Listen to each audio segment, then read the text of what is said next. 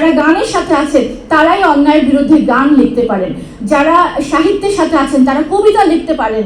আমার কথা হচ্ছে এই সমস্ত অন্যায়ের বিরুদ্ধে, সমস্ত অসঙ্গতির বিরুদ্ধে আমাদের প্রত্যেকের আওয়াজ তুলতে হবে। সুস্থ ধারার সংস্কৃতি বিকাশে গণমাধ্যমের ভূমিকা শীর্ষক আলোচনা সভা ও সাংস্কৃতিক অনুষ্ঠান অনুষ্ঠিত হয়েছে। আজ বিকেল ৩টায় বাংলাদেশ শিল্পকলা একাডেমির জাতীয় সঙ্গীত ও নৃত্যকলা মিলনায়তনে বাংলাদেশ সাংবাদিক জোট ও মাটি সাংস্কৃতিক গোষ্ঠীর যৌথ আয়োজনে এ প্রাণবন্ত অনুষ্ঠানের আয়োজন করা হয়।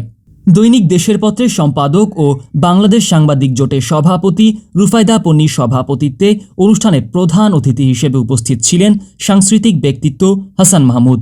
বিশেষ অতিথি হিসেবে উপস্থিত ছিলেন ঢাকা বিশ্ববিদ্যালয় অ্যালামনাই নিউজের সম্পাদক Neyamatullah, television journalist association of বাংলাদেশের সাধারণ সম্পাদক বুলবুল আহমেদ জয়, কৃষ্টি সৈনিক বটচন্দ্র পাল, অভিনেত্রী ফারজানা আক্তার ছবি, জাসাসের গণমাধ্যম সম্পাদক BM ওমর সহ বিশিষ্ট সাংস্কৃতিক ও গণমাধ্যম ব্যক্তিত্বরা। অনুষ্ঠানে প্রতিপাদ্য উপস্থাপন করেন বাংলাদেশ সাংবাদিক জোটের প্রতিষ্ঠাতা সভাপতি মশিউর রহমান। আলোচনা সভায় বক্তারা সুস্থ ও ইতিবাচক সংস্কৃতি বিকাশে গণমাধ্যমের গুরুত্বপূর্ণ ভূমিকা তুলে ধরেন। পাশাপাশি সাংস্কৃতিক চর্চার প্রসার এবং সমাজে ইতিবাচক মূল্যবোধ প্রতিষ্ঠায় গণমাধ্যম কর্মী ও সাংস্কৃতিক অঙ্গনে সংশ্লিষ্টদের আরও দায়িত্বশীল ভূমিকা পালনের আহ্বান জানান। বাংলাদেশে আমি যতটুকু জানি 75টা শুধু ধর্মীয় দলই আছে। এর এক রকমের সংস্কৃতি সে লালন করছে, আরেক দল আরেক ধরনের সংস্কৃতি লালন করছে।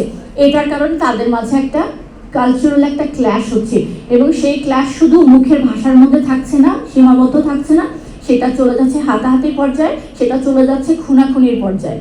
তো এটার বিরুদ্ধে আমাদেরকে আওয়াজ তুলতে হবে। আপনারা আওয়াজ তুলবেন, আপনারা নাটক করবেন, আপনারা গান রচনা করবেন। প্রত্যেকটা বিপ্লবের কিন্তু একটা গান থাকে, তাই নয়? এখন আমাদের সময় এসেছে একটা কালচারাল রেভলিউশন করার জন্য।